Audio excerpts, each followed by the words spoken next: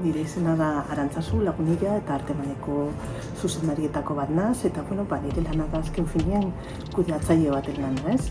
Arteman da komunikazio agentzia kooperatibo bat, euskalduna, eta lan egiten dugu Euskal Herriko enpresak eta erakundien proiektuak eta irudisa hobetzeko eta bizibilizatzeko.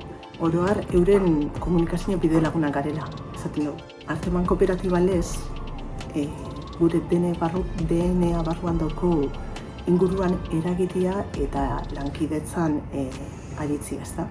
Orduan, jakin genuenien, debagoienean sortzen zala enpresa txikiak eta, azkenien enpresen topaketa edo topagune bat, bertan egotia natural ikusi gauen, azken finean, hori ez, lankidetzagune bada, eta bertan egotia interesgarria iruditzeko.